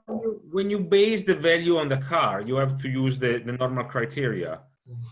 Rarity, history, ownership, and the historical importance, and what it left behind there. So 300 SLR were by far the most advanced technological advanced racing cars of the period. Because Mercedes withdrew, they stopped racing at the end of the season, but they could have won easily for the following 2, 3, 4 years without any doubt. They were using airplane technology, aeronautical technology. The fuel injection, the mechanical fuel injection that this car is equipped with was directly coming from the German airplane of the Second World War. So we know exactly how far advanced it was. It won practically everything where it went racing, or if not winning, it just finished on podium. Very few were built. A single ownership from new. The car always belonged to Mercedes-Benz. The greatest drivers of the period drove it. And, it's never been, yes, has been restored, but has not been heavily restored because, crash in a concrete pole, took fire, or a train hit it. So the car is quite complete in the original part. So if you put together all these dots, for sure the answer to the question of Alain is most likely yes. I think the Coupe Uhlenhaut could be close because only 2 were built and are still more special, but in the Coupe version they never raced. And so this is at this point a deduction in value in this case. So I would say that most likely, Alain, yes, here we are sitting looking at what could be, if ever on the market, the most expensive car in the world. Well, can I make one other little point? Forgive me, Richard, but just before we leave this fascinating conversation about what things are worth, it's possible to argue that we go slightly down a sort of cul-de-sac when we start talking purely about what things are worth. These motor cars are fabulous in the original sense of the word. They are extraordinary artifacts, and they have these histories, and what they are could not be recreated. But in a way, it's a shame that the kind of main criterion for a lot of people is what it's worth. I mean, when I was a small boy and you saw a sexy car in the street, you would go up to the driver and you would say, "What'll she do, mister?" You wanted to know how fast it would go. Today, if you park a nice car in the street, somebody comes up to you, kid comes up to you, they say, "What's it worth?" And the value going over the auction block of a car, of course, if you want to buy it, then how much it's going to cost is very important to you. But I think how much a car is worth in an auction market is actually, it kind of gets in the way of appreciating what the car really is. I prefer not to think of what an unattainable financial mountain one would have to climb to buy that car. I just love what that car is, and to hell with what it costs or what it's worth. You're absolutely right, Simon. I agree with you entirely. What you're talking about is the difference between value and price. Yes. And what people pay for something, I find quite ludicrous. What the prices of something is of no interest to me whatsoever. It's the value of the car for what it's done, for what it looks like, for who designed it, for what it did. And that's really, I think, that the most important thing is that this car, I think we're probably all agreed, would surely be the most valuable car that any of us could ever hope to get our hands on. We don't have to even think about price, because price, you wouldn't want to insult the car by even talking about that. And it will never go on the market unless Mercedes go bust, which is unlikely. It's like to ask how much is to buy the Parthenon in Athens or the Colosseum in Rome, in a certain way. And very well said, Massimo, because this is really a national monument that just happens to have wheels on it. So that's it. Dave's absolutely right. I think the beauty is that Mercedes very graciously have entered it in the competition. For it's for benefit to UNICEF, as we all know, but it's a lovely thing for them to have done. And look what fun we've had yet again for about the 5th time this week, talking about Sterling and the Mille Miglia and the 300 SLR. I mean, I must have expended more breath and brain ergs and God knows what on that car and that race than anything else in my whole life. And I shall continue to do so until I can no longer.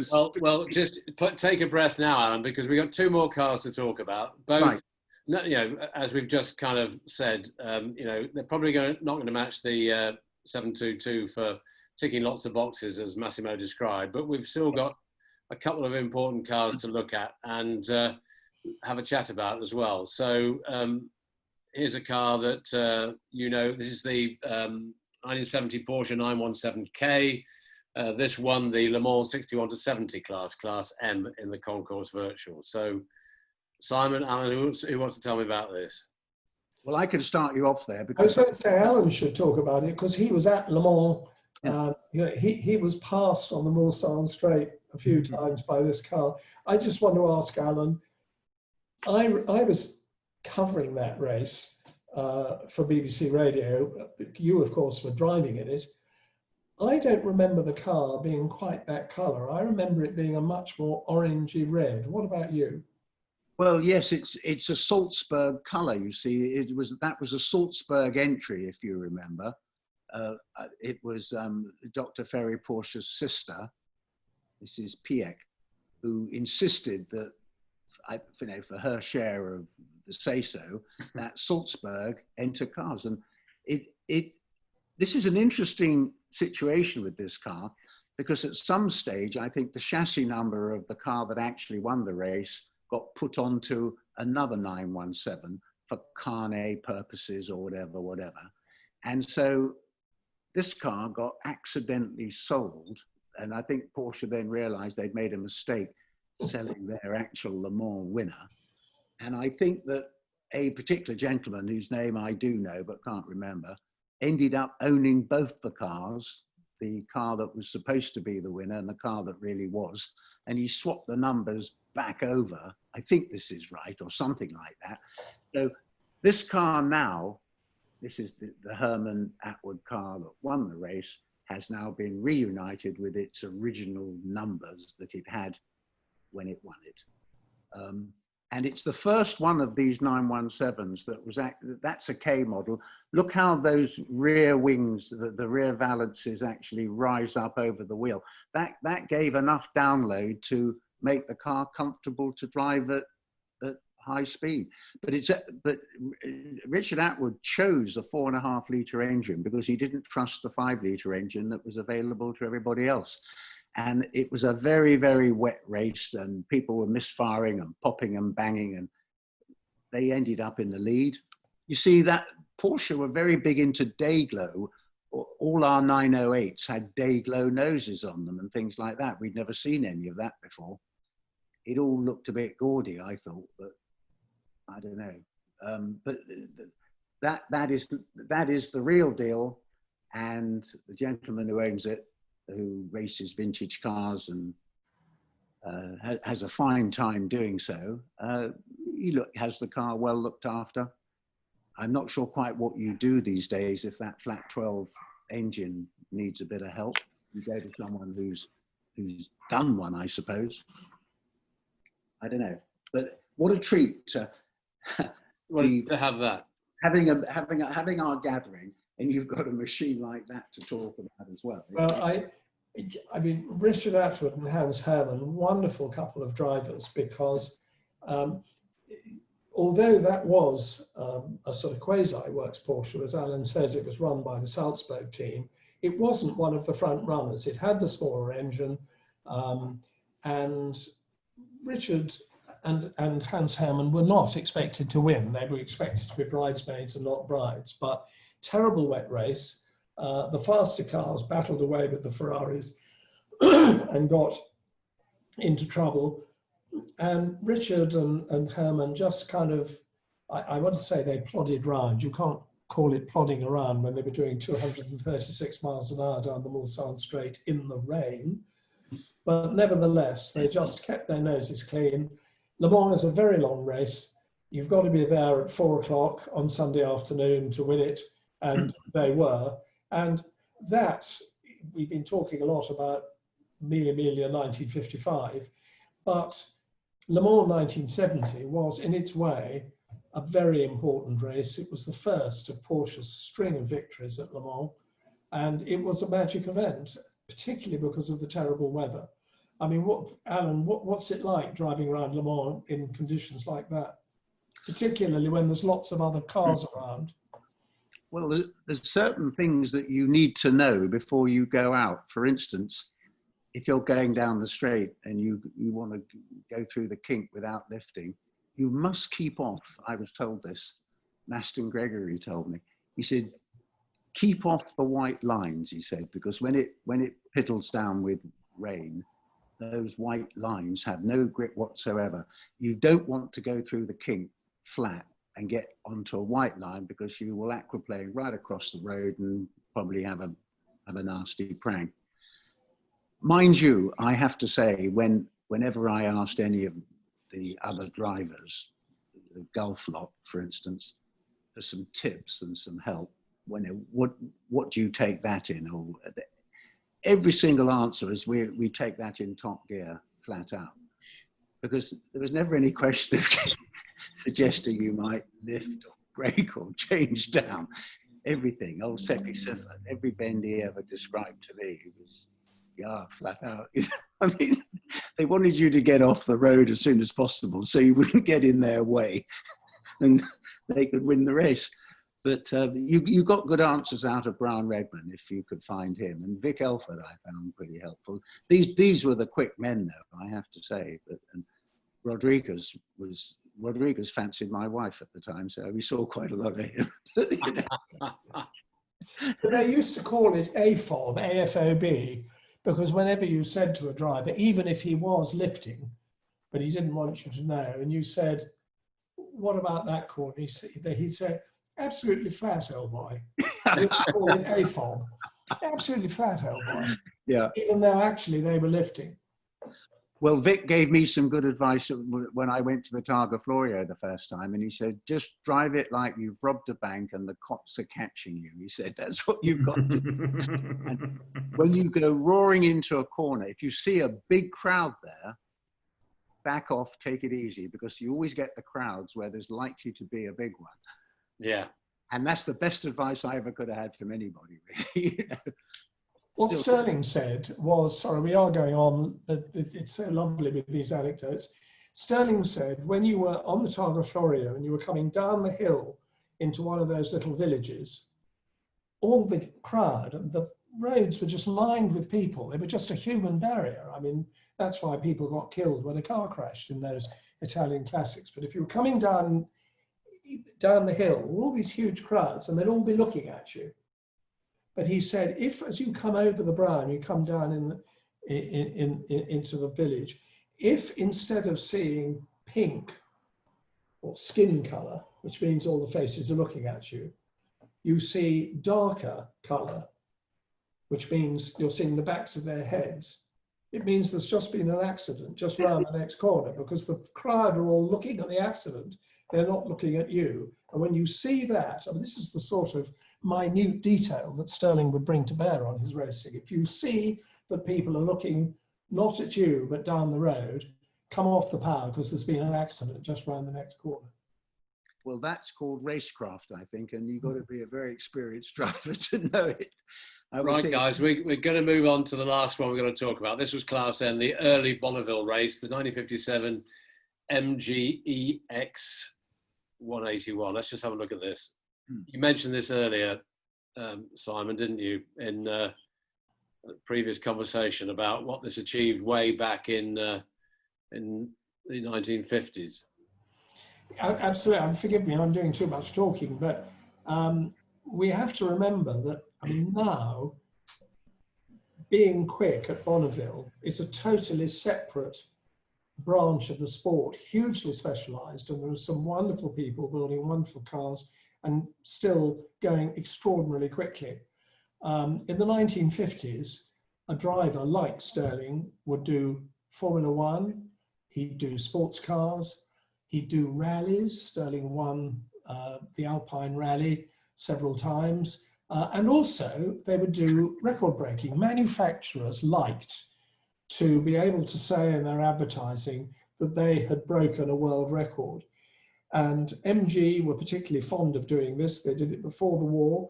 They then built this totally streamlined car, which for its time was revolutionary. They had the use of a wind tunnel, but they didn't know anything about downforce then. Love that picture because it shows, and I'm sure most of you have been to Bonneville, it shows how extraordinarily bright the salt is. And that car was tiny. And Stirling said it was incredibly claustrophobic because you got into the car, the steering wheel was horizontal because there was no room to have a vertical steering wheel. So it was a horizontal steering wheel. And when the cockpit closed down, that perspex bubble was almost touching your face. Obviously, you couldn't get out. If there'd been an accident, you would have been totally trapped. But the fact that the body was no larger than your body. And he said it was, I said, was it frightening? He said, well, it wasn't really, you were just very uncomfortable. And also, he said, record breaking is boring. They put a line down the salt. Usually they used engine oil. You have to sit astride that line. And it's boring, but it's well paid, so you do it. Stirling actually shared the driving of this car with one of the world's nicest men, Phil Hill. And when they did the second lot of records, Stirling wasn't able to go and Phil Hill did it. But one of the things I love about this car was that you break these records, 1 hour, 5 hours, 6 hours, 100 miles, 1,000 miles, whatever, in a particular capacity class. And the MG was built to run in the up to 1600cc class. So it had a 1598cc engine, and it broke a whole raft of records in the 1600cc class. They then took it home and then came back again, having given a tiny overbore to the engine, the sort of thing you do if the engine were worn and you wanted to put in thicker piston rings to get away with it. And it was 1602cc. And that got it into the over 60, got them into the 2 litre class. So then they went with the same car with this fractionally bigger engine and broke all the 2 litre class records as well. I think Phil Hill did 245 miles an hour or something like that. 250. In the late 50s, with a 1600cc car, was pretty remarkable. It was a car built to do a job, and it did the job brilliantly. I love it. It had a lot of MGA parts in there too. The front end was MGA, and then it had quarter elliptic rear springs, a single disc brake fitted somewhere at the back. I read somewhere it took, once you got the thing up to speed, it took 3 miles to kind of slow it down. Yeah. Well, I guess going is what you had to do, and stopping was, after you'd achieved it, so it didn't matter. Phil said, I think, that you had to stop it because you started to choke with, you got fumigated inside the cockpit there. Yeah. Exhaust fumes and oil and blower fumes and God knows what. But what a remarkable thing. I mean, that was a really fine British achievement, aided and abetted with, as Simon said, one of the nicest drivers that anyone could ever hope to meet. That's fascinating. I'm just bring us back to being all together again. So sorry we had to lose Peter Larson, but he told us a lot of fantastic things. But as we have seen, as we come up to 2 hours of chatting, we have, Dave, an astonishing array of cars, of class winners for the Concours Virtual. So the judges have got a huge task on their hands. I think the roundtable panelists today have given them the odd clue as to where they think some of the credit should go for the lineup you've got there. And yeah, guess which car we talked about more than anything else, twice. So they've got a tough old job, but I think more than anything, it shows that we're so fortunate to have such an astonishing array of cars entered in this concourse.